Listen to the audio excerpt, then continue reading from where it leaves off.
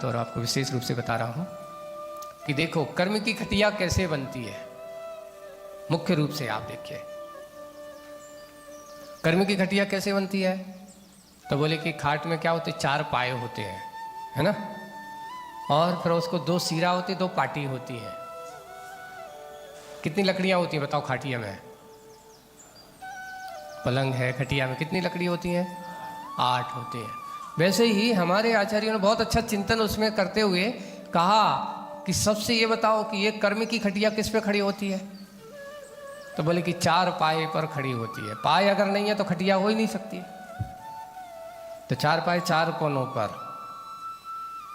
मुख्य रूप से वस्तुतः 4 कर्म ही आपके सबसे ज्यादा संसार को भटकाने वाले हैं, संसार की खटिया को तैयार करने वाले हैं। अगर वे चारों पाए निकाल दो तो उस खटिया की क्या हालत होगी बताओ। दोनों पाटी और दोनों सिरा जमीन में पड़े मिले। अब हैं तो, लेकिन उनका कोई अस्तित्व नहीं है। वैसे ही अपने यहाँ 8 कर्म में सबसे ज्यादा पाए के रूप में 4 कर्म कौन कौन से हैं? ज्ञानावरणी, दर्शनावरणी, मोहिनी और अंतराय। ये कहते हैं घातिया।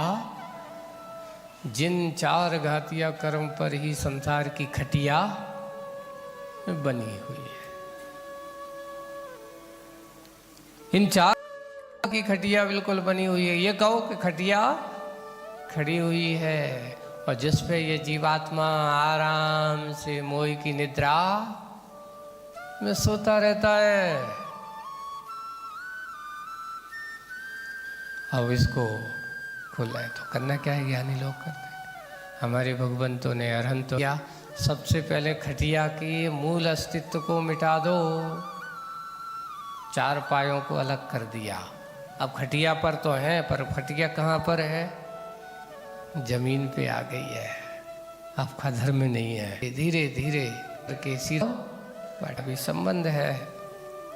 2 बड़ी लकड़ी 2 छोटी लकड़ी, अगर समान लकड़ी चौकोर बनाओगे तो चौकोर भी हो सकती खटिया। ऐसे नहीं कि ऐसा नहीं, आयत भी बने ऐसे कोई जरूरी है, लेकिन ज़्यादातर आयत ही रहती है।